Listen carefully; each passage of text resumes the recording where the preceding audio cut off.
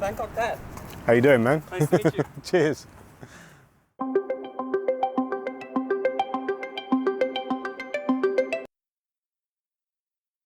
So I've been doing this for 3 years now, and I've really put in some hard time to my channel. So I thought this video would be a great chance for me to give you a few insights I've learned in all my time here on YouTube. There's a lot of shock value filming videos in play. If you've ever done a Google search for Bangkok slum, the chances are quite a few of the images. If you've ever done,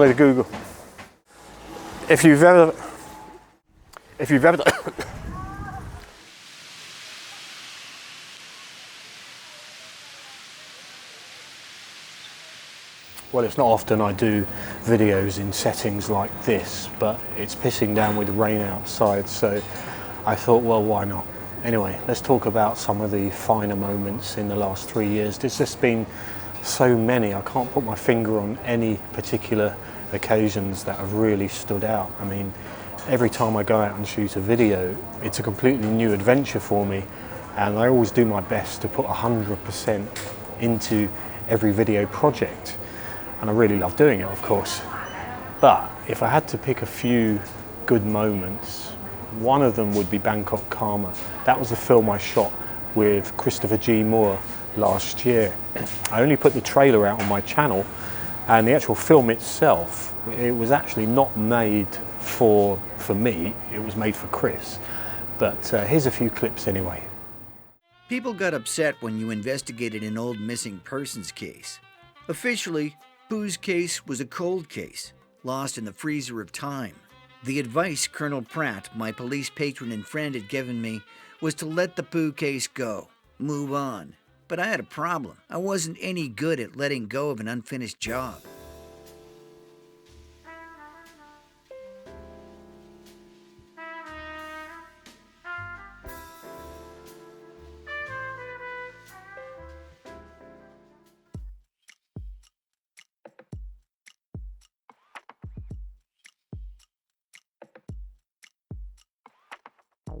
The casino had once been filled with customers on this floor. Only an empty shell remained. Abandoned teddy bears, ghosts, and the smell of decay. The strange bedfellows that fate decides to share in the same noir space.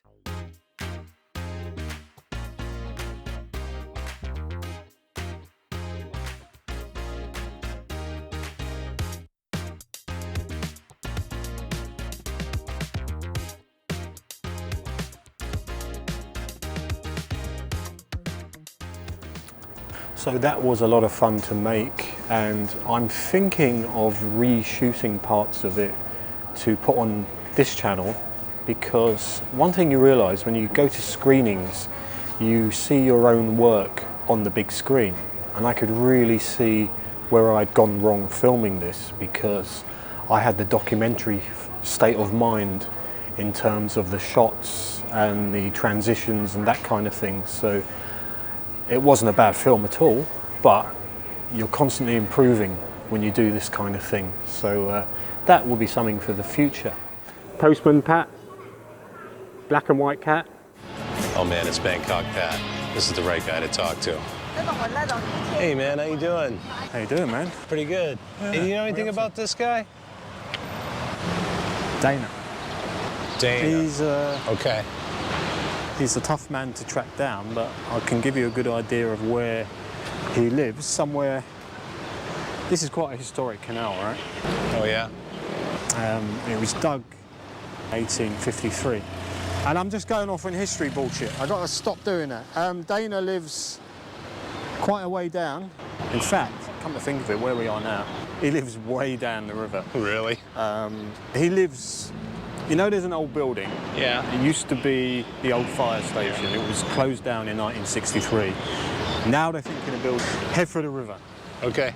Get the boat, probably a couple of hours. Okay. You know, he's a bit of a hermit, so you might have trouble finding him, but I'm pretty sure there's not many people that look like him. Hey, thanks, man. I knew you were the right guy to talk to. All right, man. See you later. All right, have a good one. Take care, man. Our next canal walk is along the Klong Bang Lam Pu, and that goes from... Well, I was just about to start talking and tell you about the next canal walk, but I noticed a snake down here, and there was a cat here a few seconds ago. It went down here to investigate the snake, and I filmed it with my phone, so I'll show you some of that.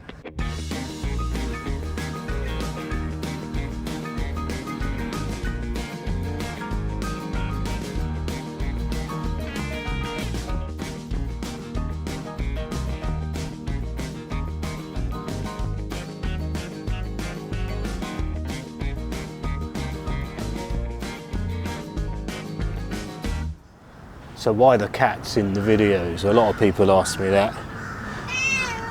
Okay. Well, I think cats are as much a part of Bangkok everyday life as traffic, street food, shopping malls, all that kind of thing. In the past, it was soy dogs everywhere in Bangkok, but the government years ago said they were going to sort of eradicate that problem, and they have done over the years. And since then, you've got a lot of cats sort of showing themselves on the streets everywhere. I mean, Lumpini Park is cat heaven.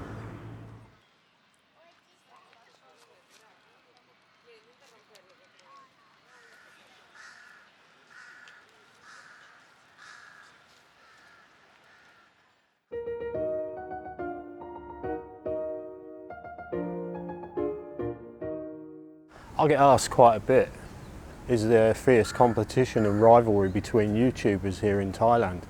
And I'm pretty sure I'd be lying if I said there wasn't. I'm sure there's quite a few channels out there who are always looking over their shoulder at the next channel in case they cover the same topic, place or theme at the same time, which could be disastrous. I've met quite a few YouTubers here in Bangkok, and I must say they've all been good blokes. I've become friends with a few YouTubers, and they all have that quality, ones I met anyway, to make their videos individual regardless of where it is or what it is or whatever. And I think that's a quality that you really need to have if you're going to succeed in YouTube, is to do your take on it, do your version of whatever it is or wherever it is you are.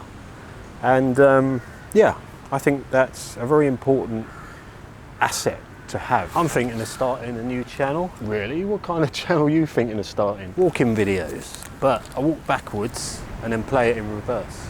Okay, that will show tourist areas in a totally new light, but it's the algorithm, innit? That's the mystery you got to crack.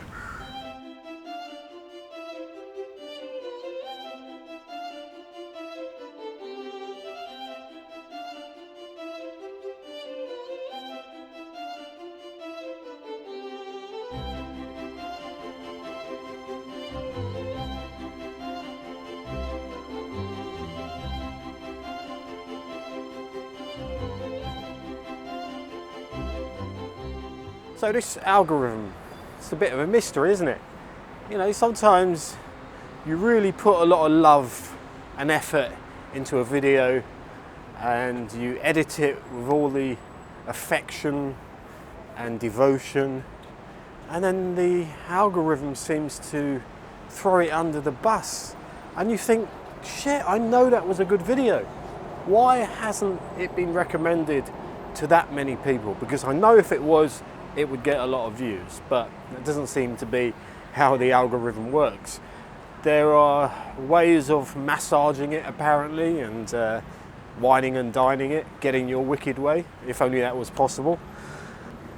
I put out videos now, and they only have sort of half an eye on the algorithm. I don't faithfully, you know, stick by what you're supposed to do, because in my experience, it doesn't seem to work. It's down to the nitty-gritty, which is, are people going to watch your video or are they not? That's all it is. You've got these YouTube tutorials and they got titles and thumbnails that give you the impression that they are going to give you the golden ticket, the winning formula, the money shot, you know, the vinegar stroke. And, you know, they tell you all the things that you've already done. and you watch it thinking, hang on, I did that. I did the thumbnail with the funny face and the lots of colours. I put a bikini woman on it. I did all the tags. I put the clickbait title on it. Keywords, all that kind of thing. I put the 60-word description in it. But it's done shit. And you're telling me it's going to do well. So what's going on here? Thing is, these YouTube tutorial videos, they tell you all that. And then it's not till the very end that they say, oh, but the bottom line is, make engaging content. Right. That's all you had to tell me. Make good videos that people want to watch. That's what it's down to. That's the bottom line. And I've tried tags in the early days. I thought they were really important, the search keywords. And a few of my videos in the last year, I've actually forgotten to put any tags on them because I've been in a hurry or I've just been absent-minded. And it hasn't made any difference whatsoever. You know, it's down to the human being, the human touch, whether they look and want to watch it or not. It's not about tricking people into watching it, which is what these YouTube tutorials also try and tell you what to do, you know. Tell them to subscribe in the first 30 seconds, all that kind of thing. Hit that notification bell. Most people have the notifications actually switched off, I've noticed, because I used to think in the early days, hang on, I've got 1,000 subscribers, I put a video out, that means 1,000 people and they're going to get notified that I put a video out. So if they're all subscribers, then they must like my content. So in theory, those 1,000 subscribers should all watch it and I should get 1,000 plus views. What did I get? 300 views.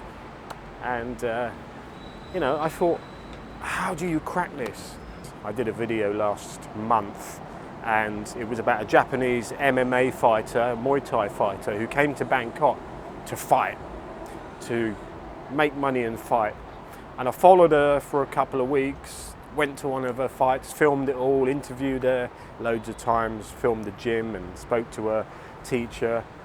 And I put the tags in Japanese because it was kind of aimed at the Japanese MMA sort of fighting video YouTube market, you know. So I put every possible keyword, search keyword, in the Japanese language, in the tags. I put them in English as well. And I thought, in theory, this should be recommended to all those fight fans in Japan who like to see women fighting, right? Nothing. My worst performing video for years. Not one sausage of a view. And I could hear sort of collectively my subscribers also chanting, we aren't watching this rubbish, because a lot of people don't like seeing women fight anyway. But the Japanese audience is a different kettle of fish altogether. So that was a bit of an epic fail, which was a shame because it was a really good video. It's still there if you want to watch it, by the way. So the algorithm, to me, is going to remain a mystery.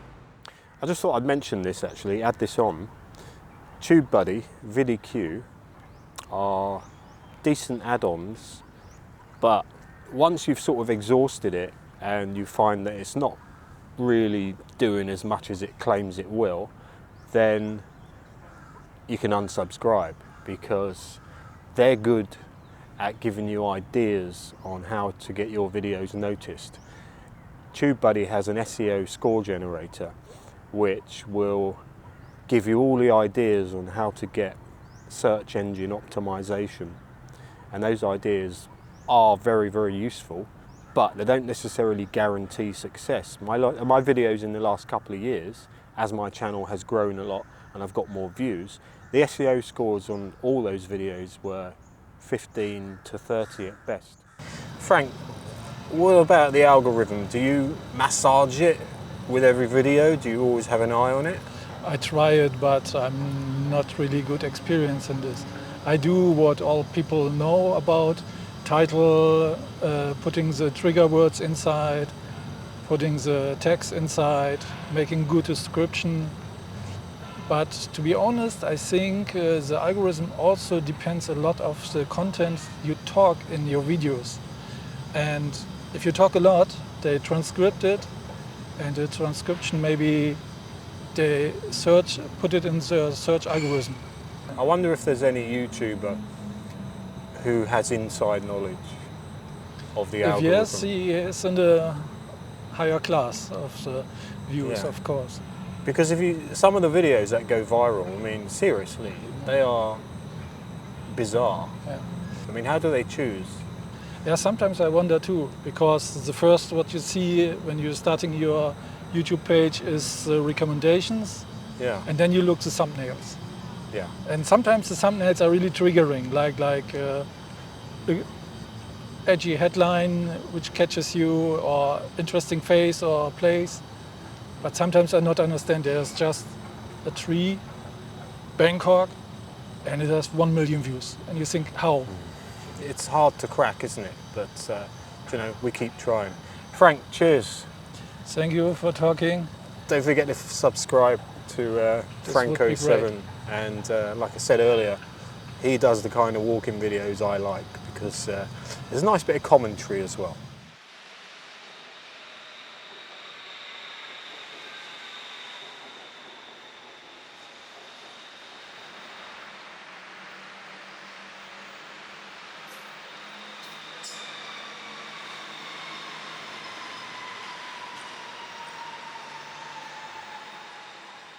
So there we are, 3 years on YouTube, and may the next 3 years be equally as fruitful. 27,000 subscribers, which is absolutely fantastic, and I'd like to thank each and every one of the subscribers and, you know, people who make comments on the videos. It's, you know, familiar names, it's like one big family, and that is absolutely fantastic. And of course, lots of cats along the way, an essential part of the channel, of course.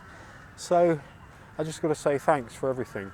And if you haven't already subscribed to the channel, please consider subscribing, like, share, leave a comment. If you want to support me and support the channel, you can do so via the Buy Me a Coffee link on the screen. There's also links to Ko-fi and PayPal in the description. That just leaves us to say thanks very much for watching, and I'll see you soon. No, I won't. I'll see you in 3 years.